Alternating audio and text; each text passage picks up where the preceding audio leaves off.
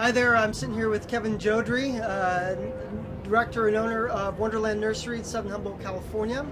And also to my left, we also have Jerry Whiting of Project CBD, based out of Washington State. Are you on Vashon or are you in Seattle? I'm in Seattle. You're in Seattle, yeah.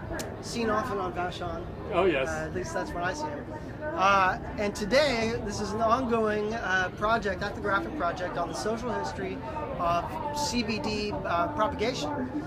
We want to understand where it came from, what were the social relationships that allowed it to happen, and how did it happen the way it did. And we had a really awesome hour-long interview with Christopher Larson about a month ago, and today I'm really honored because Kevin was there right in the middle of it as well. I'm going to let him explain how.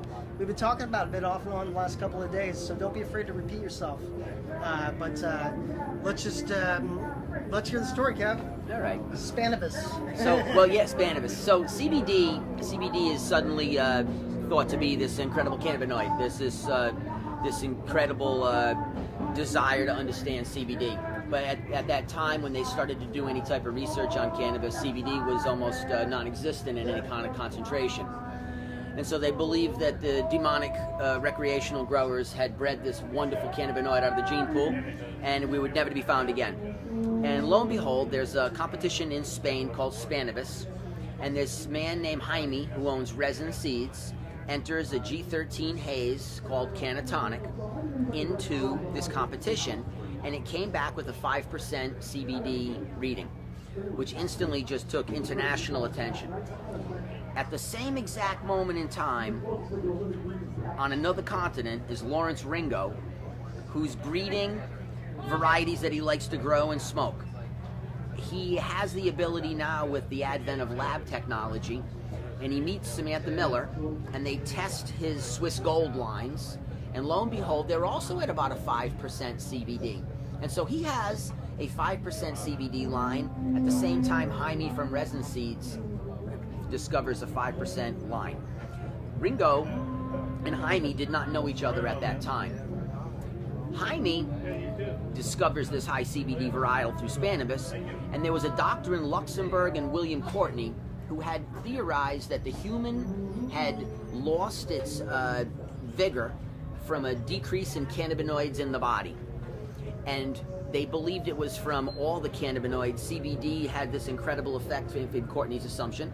He believed that humans had eaten it as a vegetable, and that when we took out cannabis from our diets, it had created a human decline. He desired to get CBD in higher quantities to do experimentation and testing. He hooks up with this doctor in Luxembourg, who hooked up with Jaime, and they get the seeds from Cannatonic to do this research project. They bring these seeds into Humboldt County, and they give these seeds to this guy named Dreddy Aaron. Dreddy Aaron's a good grower, and Dreddy Aaron does the first Cannatonic sift on U.S. soil. And out of those Cannatonics, that's where the C6 came from. The C6 is the 18-to-1, the producer. Cannatonic was an extremely spread line, though, where you add 22, 23% THC, no CBD, all the way to zero THC, 22, 20% CBD. Incredible range within the line. And at the time, I ran a dispensary, and all this genetics was in my hands.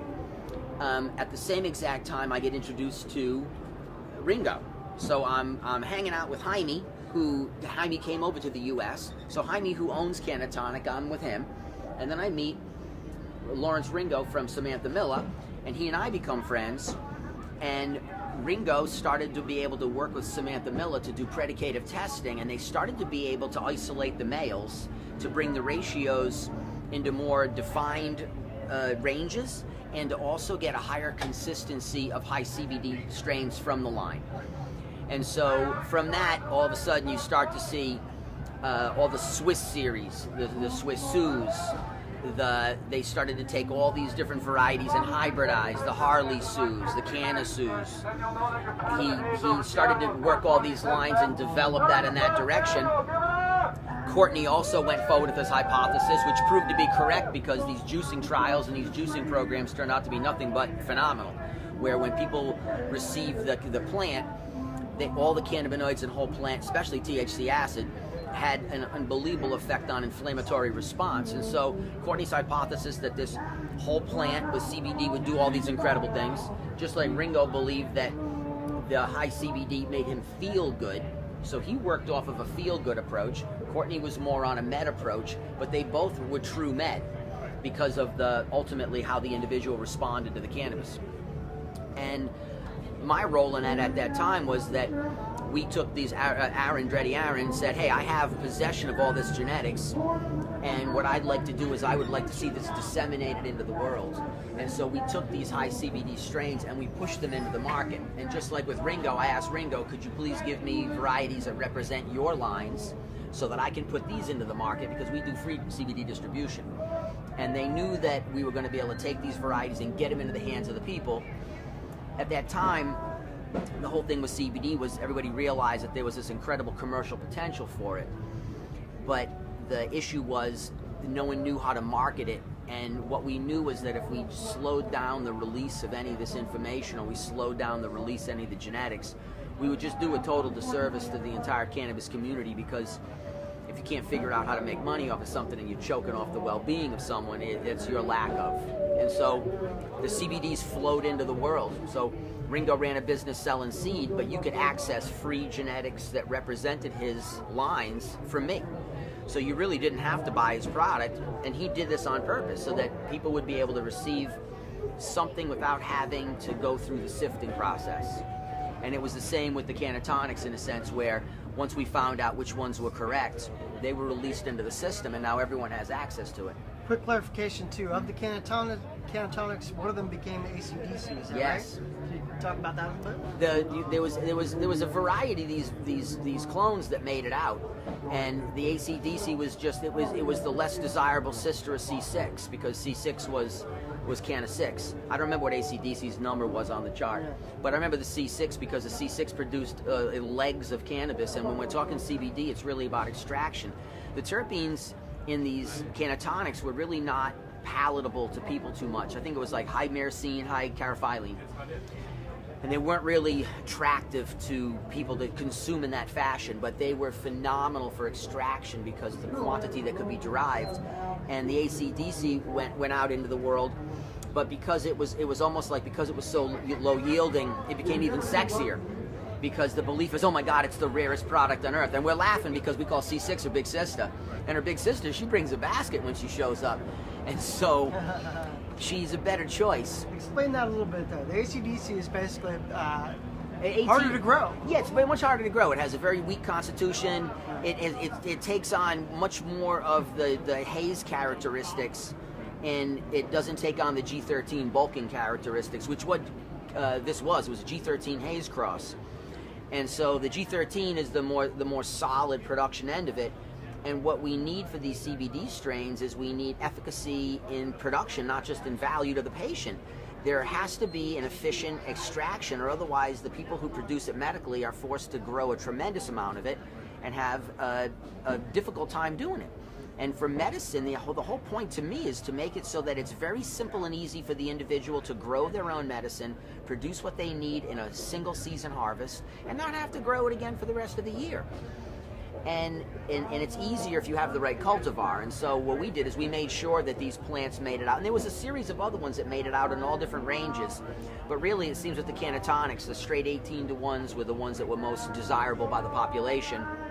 And then in the form of hybridization with other strains, when they started hitting them with the 1.5-to-1 Harlequin, we started getting the 2-to-1s, 3-to-1s, 4-to-1s. When they went back into the high THC, we went into the 1-to-1s. And so all these ratios and ranges that are so important for people as they start to discover that, a 2-to-1 seems to work well for epileptics. These 18-to-1s work unbelievably well for kids with seizures. It's a generalization, but it's pretty accurate. And so it starts to help individuals, get into their range of where they might find treatment quickest, and then the ability to repeat it and make it so that if it's a single clone, that clone isn't lost. It has to be held in genetic stock and seed form. The problem with the thing that we do is, especially in Washington, a number of medical producers here lost all their genetics. and as they were shut down and there was issues, the gene pool goes away. It's irreplaceable. The breeding history sometimes can't be replaced. Explain an example of how that would happen. How do people lose their genetics? Well, losing your genetics means that you've done an extensive breeding project to where you've taken a lot of time to put together the correct parents to produce a progeny that has a desired result for you. And in this case, it was a consistent high level of CBD to THC with a plant body that also yielded well and survived a lot of the pathogenic problems we face in ag today. Cannabis is an organic methodology, so it doesn't allow you the chemical shield that normal ag does. And so you have spent all these years to get these varieties that are truly production quality and medicinal quality, and then all of a sudden they deem, say in this case, medical and no longer, and you receive some compliance visit and your genetics get taken from you and scattered, and you no longer have these, and the truth is you probably will never see them again. It's not so simple to go into these unstable gene pools and sift through. It's the same analogy of losing one of your children and then saying, well, just have another one, it's another kid. Because not at all, it's not the same kid at all. And I don't care how many times you reproduce these children, you might have to produce 7 billion of them to get an identical one, because I don't have an identical one on the planet yet. So it's the same with your plant genetics, that in the case of these specific things, these very specialized cultivars that people have found that give them incredible quality of treatment, when you take it away, you put them back into the situation where their medicine is no longer of any usefulness. And for people who have spent so many years trying to really work a medical direction on cannabis, it's extremely specialized. And the problem is that a lot of people don't know how to bank genetics, where they can take plants and give them to other people to hold. There's a trust issue, and rightfully so, because some of these plants are extremely valuable, and if you give them to the wrong person, all of a sudden your work is being exploited, and people that are having to pay for it shouldn't. You don't get paid for it at all, which just kills you internally because you put the work in. And so you have people hold these very important genetics back because there's no safe depository to hold genes, so that if your house burns down, if you happen to have a catastrophe in your world, you don't lose the genes. It's just imperative. It's the same reason with preserving any other genetic form. You burn the rainforest down and you find out there was a cure. We made a mistake and we don't have the ability to hold. And with the medical population, they're being squelched down more and more, and they lack finances typically. So they have the least amount of resources to work with. And so to me, you see the greatest amount of instability in genetic forms is in the med community, not in the rec community, not in what we call commercial. Because commercial have resources, so we diversify and we make sure we have redundant copies. But med doesn't. They don't have that ability by virtue of the fact, at least for me, I'm a dispensary owner, and so I've been in medical cannabis. I've been in cannabis probably 33 years, but I've been in med cannabis 8 years. In terms of real med cannabis, where I'm in a dispensary, I'm dealing with medical people on a daily basis. And what I learned is that the majority of these people, which was just shocking, was that they were almost always poverty-stricken from the sickness. They were not poverty-stricken before they got ill. Most med people are not prior cannabis users. I couldn't believe it. They had never touched cannabis. They had just reached a point in their lives where they were desperate for relief. Cannabis suddenly was something that actually worked for these individuals. But by the time I meet them, they've already lost all their money from being ill. They can no longer hold jobs. They can no longer function. And they're intelligent, driven, sharp people who want to survive, and they're willing to take experimental medicine as far as they're concerned to do it, because this is, voodoo. Cannabis is us against an established medical system. And once they get to that point, they really have no resources left. They're basically drained. And so at that point, it has to be some form of subsidized assistance. But it's the same thing. Once they find these genetic forms that work for them, it's very difficult for them to stabilize that production, to stabilize that situation. And it makes it difficult for really true medicine to work in that form, because if you constantly take away the ability for the individual to repeat the process, I don't think that's medicine. I think that's the whole point of medicine and science is repeatability. And so when you take away these things, it completely undermines the whole process. And what people don't understand is that the entire genetic breeding process in cannabis has been driven by these small people. It is not some incredibly sharp guys in the corner creating all this stuff, spitting it out for everyone else. It's people who typically have very little experience as breeders, who work diligently for years, and lo and behold, a mistake occurs in their hands, and they get something phenomenal. And it's in that, and that gets released into the world. You know, you'd like to say it was from directed breeding, and I know a couple crews that do phenomenal directed breeding. My favorite breeder right now is Mean Gene from Aficionado. I don't think anybody in the rec world absolutely puts together the genetic combinations that he does. Mean Gene from Aficionado, he's just killing it, man. He's top 3 in the Emerald Cup almost every year. Rightfully so. This kid is on point with his concepts of what should be mixed as a gene. But for everyone else, pretty much, man, it's a roll of the dice, you know? And so the medical people who've uncovered these incredible things and work with it, they just can't go back into it so simply. And so that's the whole point of the preservation of the genome and the preservation of the culture that allows these medical individuals to be able to function independently, cultivate their own cannabis, and if they can't cultivate the cannabis, some way to get access to these genetics, but in a very fairly priced form. And so the people that put this into play, you know, Courtney and his hypothesis, Dreddy Aaron, who did the initial sift and released to me the genes, Lawrence Ringo, who released to me the genes. These guys they were touching CBD when CBD was basically a vertical line of interest. And they released all this free stock into the world so that people would have access to it no matter what took place, because all of us knew that once you had it and experienced some form of treatment, you would never turn your back on cannabis. And so the mainstream who feared psychoactivity, it was the CBD phenomenon, to me, that drove what we see now. If it hadn't been for that, you would not see this acceptance, because all of a sudden there was an argument of legitimacy aside of psychoactivity. And now it was done, and here we are now. It does make sense, especially since it was featured so prominently in the Sanjay Gupta documentary a while back. I want to actually take you back to the moment when they're beginning to distribute CBD, and especially clones in clone form, right? Because a nursery dispensary. And the question is really how did people begin to take an interest in it? How did the market develop, I guess?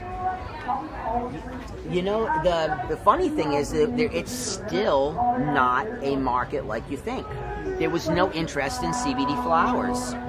What they want is CBD edibles, CBD pills, CBD. Remember, because the CBD people are not cannabis people, so to speak. They became cannabis people, and then a tremendous number of them then went into THC because they started to realize the benefits of cannabis. So they said, "Hey, let me find out if THC is good for me too." Yeah, and they started to go the whole plant route. But even to this day, people produce CBD and don't know what to do with it. They don't know they have to turn it into an extract, so then it can be turned into all the different secondary forms. That is a business that is explosive, but it's converting it into that next form. And a lot of individuals got into CBD at first because they wanted to make money, and so they said they got it. And that's when they had the pounds and didn't know what to do with it, and so they were almost forced to release some of it. So they started to be a little nicer, because when you have product you can't get rid of, it humbles you. If they'd sold it all for big money, it would have been terrible. So really, the market's lack of acceptance of the product initially, because it didn't fit a normal convention. It didn't. It had, these first CBD strains. They weren't attractive to the public in the way the public wanted attractiveness. That was still the end of perp. That was a beginning OG. So you had these very specific strains that the market just vacuumed up. And you're trying to compete with CBD technology against it, and as far as people were concerned, when they smelled it, it was like comparing, a Chevy to a Maserati. And it didn't have any movement. People just, whether it was healthy or not, no one understood. What really started to drive, I think, the CBD into commercial end was when we started to see a lot of moms and pops that came in who just were wore out from their children with seizures. And what we started seeing was all these kids that were having these terrible seizures from a variety of issues, just, a myriad of problems.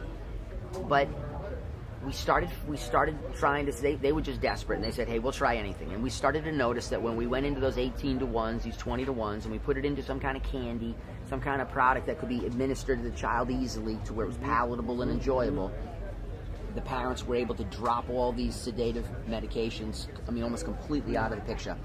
the incidence of seizure diminished greatly. And so all of a sudden, it started to become these people in the community who were successful business owners, who were considered to be normal, who were considered to be good parents. All of a sudden, they were the ones that started really utilizing the CBD cannabis on their families. The impact of that was tremendous, because every time we had any kind of medical issue about any kind of closure of medicine, these people would come forward and they would reveal themselves to the public, and they would go to these community meetings and reveal themselves and say, listen, you know me, I'm very highly respected as a successful business owner, I'm highly respected as a community member, I'm very respected as a parent. I use this on my child, and I will grow this shit illegally and break every law if you stop me, because it's changed my child's life. And when you have people who have followed the rules so strictly and have been such good stewards of community, saying, I don't care about any rule at this point, this product is saving my kid's life, it really, really had an impact on other people. And soon people started coming in saying, hey, what are we doing? And once they came in with a what are we doing, it was more a matter of they could start to understand whether they needed mixed cannabis, meaning, all spectrums, or specifically high THCs in acid form for inflammation, or they needed CBDs for whatever direction they would drive in that. And so that's really what I think happened, is that you started to have these very specific groups of people who needed it so badly that anybody could understand it. When you're looking at kids that are having horrible seizures, and if they have one in front of you and then they don't have them anymore after that, you're like, I got you. When you see it in person, you're like, whoa, this is a real issue. It's not casual. And if they're having 20 to 30 a day, I mean, the parents look like they're 80. It was just really, really, it was a very desperate group of people who needed a product that didn't sedate their children. And they're the ones that I think drove it into the mainstream most, because they were the bravest about it. And they were not going to put the product down once they got it. So what emerged from this, actually, now that you're saying this, it makes a lot of sense. There are a number of these sort of children-oriented, child-patient sort of community organizing, where it's like, like Brave Michaela, for example. Yes. There's all these sort of like poster children, literally. Yes. For essentially the CBD thing. People actually relocate to friendly states. Yeah. A lot of the parents will bring their kids to friendly states so they don't have to face legal persecution. Yeah. And who was Ringo had? Cash Hide Foundation. Was another one. Ringo was directly connected to them. Yeah. And Ringo was just involved, man. Ringo's a good guy. Yeah, he was giving it all away. He gave away all the technology, and he gave away a tremendous amount of the product, where he was actually creating all this whole plant, with the Rick Simpson model, and he distributed it freely, and it was it allowed a lot of other people to understand that you could do this, and it really helped a lot of individuals understand that the goodwill of cannabis was present, and who do you support? Because what you started to see too was you started to see a lot of CBD specific medication direction, and it was unfairly priced and unfairly directed, and it was you're just working on people that are desperate. And so the thing about the initial CBD into the US was it wasn't really, no one knew the value of it at that time financially. And so you saw this sharing of this information, so to speak, and the free release of the product. And then now it's, which CBD strain is everybody holding, and they covet each little cut, and it's special. But it's different when it's special to you because it's your medicine versus you think you're going to control a chunk of the market. Yeah. One of them I respect, one of them I don't. Well, I mean, there's something very interesting to me here about the CBD market having been driven actually by the folks who needed to process it, as opposed to the folks that were buying it in flowers. So this was actually, sort of runs quite different to how the rest of the market works. Yeah. So it's a development of a different kind of market, essentially, in here. It really drove CO2. CO2, which really is, in terms of how a rec user perceives it, it's an inferior extraction. It never has the same flavor as a BHO. Period. It just doesn't. Terpenoid is lost, and it doesn't strip them the same. But BHO at that time was perceived to be a toxic substance in terms of true medicine. Sure. And so what people realized was, hey, we could use the CO2 strip that no one wants to smoke recreationally, and we can use it to strip these CBDs, and that way we'll be able to say, hey, this is clean. And I think it really helped drive the whole CO2 market, because pretty soon you were having everything med was CO2, and pretty soon people just said, hey, why can't I process both in the same machine? Yeah, and the CO2 like pen delivery is perfect for patients. Completely for it, Like, flawless. they don't have to smoke things. As long as they're pulling the glycol out, you're good. As long as you're giving them, as long as you don't. I don't know who's still doing that. They're still doing that? People still doing it. But the main point is give them a clean delivery of something that's going to be easily accessed and just fairly priced. Yeah. That's my whole thing with the med end of it is that and I never thought I would be, in this position. I'm a commercial cultivator my whole life, and I get into this medical industry, and you're just horrified when you have to be the one to be the gatekeeper to someone's health. And I'm like, well, I'm not in the medical industry in that sense. I'm still sensitized to it. And so what I realized was that cannabis is big enough to where it can actually support the most needy. And then people work up from a gradient on that in terms of cost and how it works. And my whole thing is to get people that if you're in medical cannabis in need, what I'd love to see you have is the genetics yourself and the knowledge on how to cultivate it yourself. And you should be able to have it, even if you can't get your entire year's worth, you should be able to at least get 6 months worth. That ought to save you some money. It ought to make your life a little easier. And what we really believe too was that the empowerment of the people in terms of taking care of this issue made them feel better. I don't know how many percent, but it was a big one, because they were actively involved in fighting their own health struggle. And all of this is really the holistic process, and cannabis is that. It's this full picture. It's not just we take this and do this and that's it. It's the process of cannabis, the community, the fact that you can struggle with this and find other people who struggle with it, and together you'll share the information and share the work. All the I call them survivor networks are strong. Cannabis has an extremely cohesive grip on the people who are fighting hard to live within its umbrella. I was going to ask you if you wanted to comment a little bit on the emergence of the, global hemp oil networks and what that means for, CBD markets and patients who are using these products. Yeah, I think the problem with the global hemp oil market is that when they test these products, they're contaminated beyond belief. I don't think you're seeing any of this stuff coming in. It's a commercially derived product, and it's we need med grade. It's almost the difference between factory food and organic craft farm. They both give you calories. You can survive on both, but one of them definitely makes you a healthier, better active human, and we can't deny that fact. If we put someone on this in two paths, you'll see the divergence. And I think it's the same way with these medical products, is that people are so caught up in just getting CBD in, they don't catch the fact that if it's delivered in a toxic form, it's not going to help you. And so if one was able to, refine these oils and give it to people, and they were getting the right effects and it was clean, then I have no issue with it. But I just think that what it is it's a scam on the needy, and it's companies that are unloading these barrels. I get people coming to me all the time. I found it online. I'm going to ship it in. We can repackage it. I'll make $900,000 on this $1,000 investment. And I'm listening to people say this out loud, and I'm just like, you're killing me.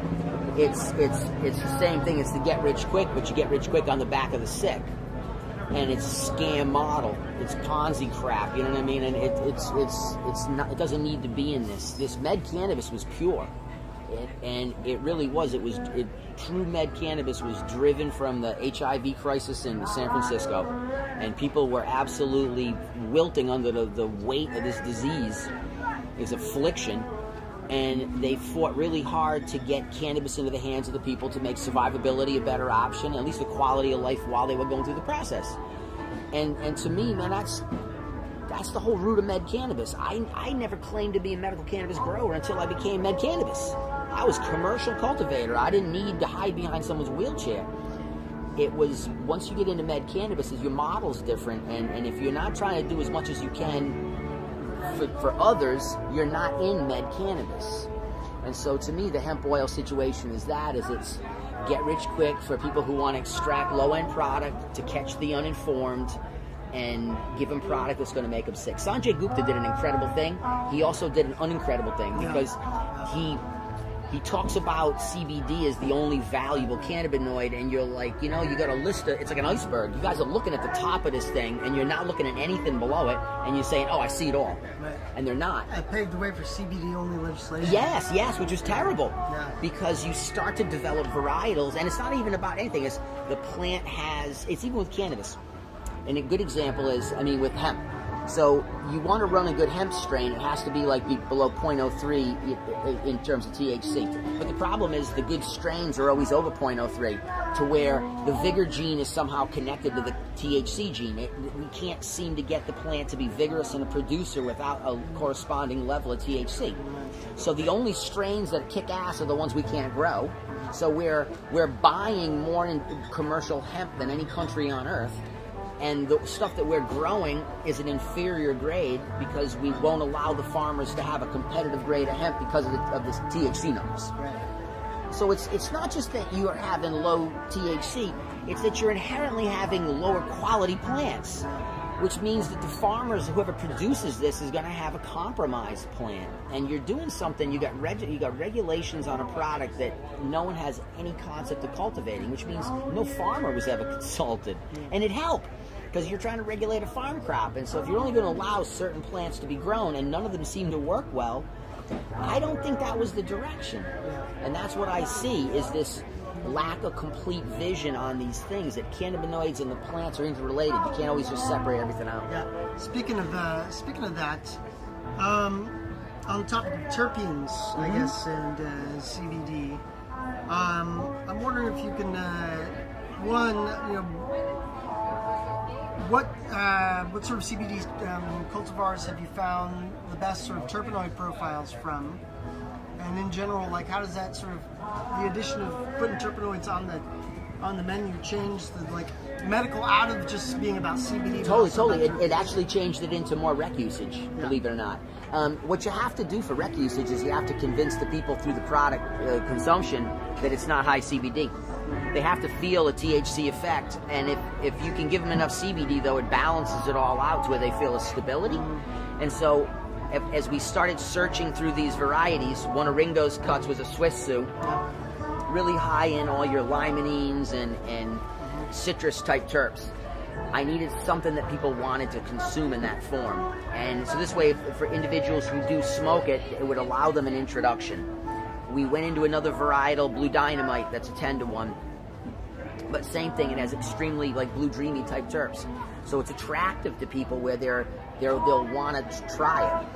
We got into a bunch of these odd, it seems Pakistani genetics is where you get the CBDs from, but we went into some lines and we found some anomalies that when we all consumed them, we were amazed when we saw the results, because they were 1810s, 18 CBD, 10 THCs. But they were heavy in all your fuel tones.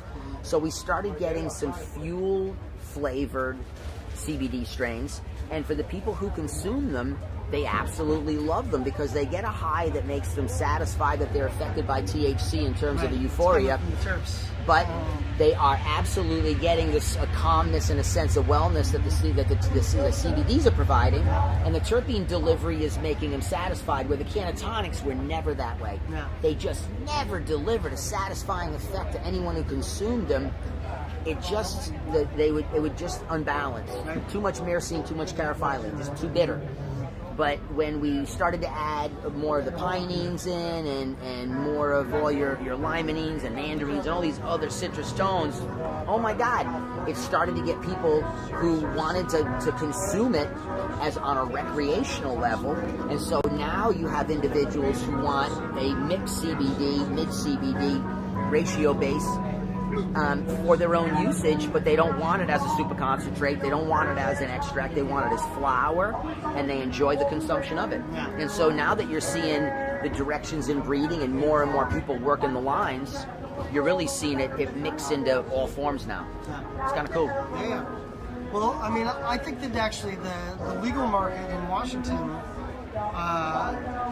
I think that there's going to be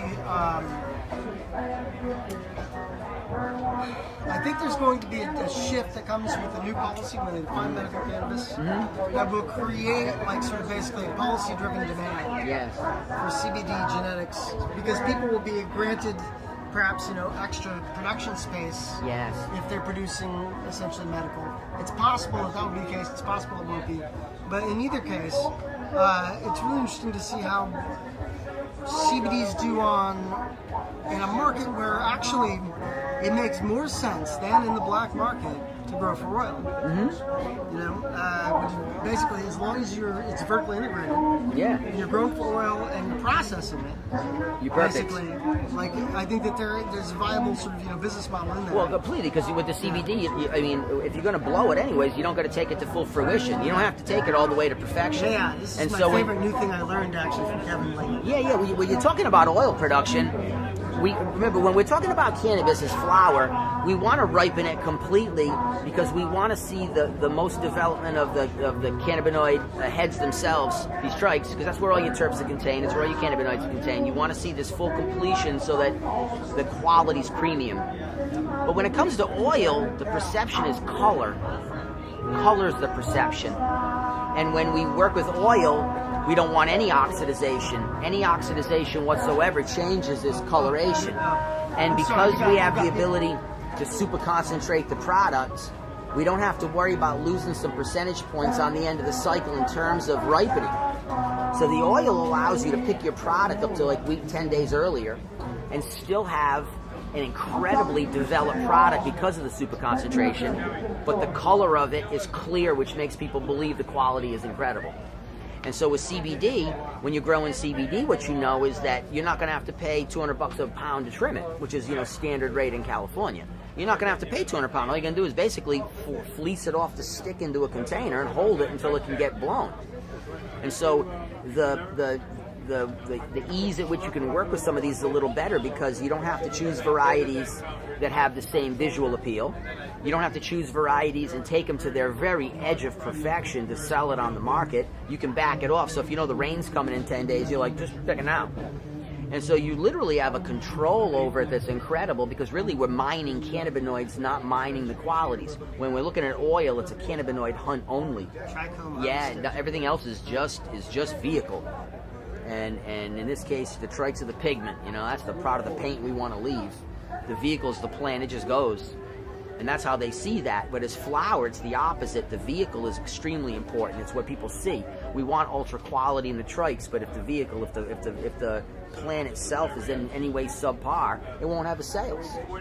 But once we turn it into an extract, now it's standardized. Now what's that? Clear, light, pale, which means fresh, no oxidization. And so if you're vertically integrated as a grower, and what's the biggest problem really with extracts is that when you test cannabis as a flower before you make an extract, it doesn't reveal its contamination. You have to actually blow the flower first. Now you'll know, is there any contamination in this product that will come out in the blow, because once we super concentrate, any toxins that were present are going to become apparent, and they're actually going to disqualify your product for sale. And so what we know is it's the only... only... terribly medical. No, at that point. and not medical at all. It's toxic. And so what we know is that the only way to really, if you want to tell if someone's cannabis is clean, turn it into oil, test the oil, and now there's no question. Because you've super concentrated it, now test that. If there's a trace, it will come out. And so that's the only way to know, but the problem is it makes it really difficult for blowers, because they buy pounds that they think are clean. They get a tag from a lab that says, yeah, it's clean, except that when you super concentrate it, is no longer clean, and now they have a product they can't do anything with. Now they have to take that product and have it re-refined in a fractal form to separate out the impurities, and somebody's not getting paid. And so if you're really a good blower, if this is your forte, the only way to do it is to be vertical in that, in the sense that you control all the production so that you know all the inputs from the very beginning. Just like with Real Med. You want to know who your seller is, or you want a third-party verifier that you trust that is saying, hey, this is a clean situation. Just like when we get food. Some places I don't eat. Some things I don't buy. But if I think that this place sells quality food, and I think that there's some form of sift to make sure that all the crap I'm not supposed to eat leaves, I'm going to purchase it. And that's what, med people and rec people, I don't care who you are, I don't differentiate that. Med is crucial because you're compromised, but if I give you toxic cannabis, I will compromise you, and I will make you go into med cannabis. You know what I mean? I'll drive you there because I've poisoned you with contamination. And so everyone deserves clean product, period. And vertically controlling the distribution of the oils, I think, is most important. Because what you'll have then is you'll have the best quality control, and that seems to be, at least in Cali, 40% of the market right now is oil. And so I don't see that decreasing in any any considerable amount. I see it increasing. And so what we want to be able to do is, figure out how do you get the right production levels of this out so that people, whatever need, aren't being burned. Cool, man. Well, we gotta get you to the airport, actually. You're gonna get to the airport. I'm back to Humboldt. But yep. Thank you. Thank you so much, Kev. Right on. Appreciate it. Yeah, thanks guys. Peace That was out. great. Awesome. Thanks. Awesome.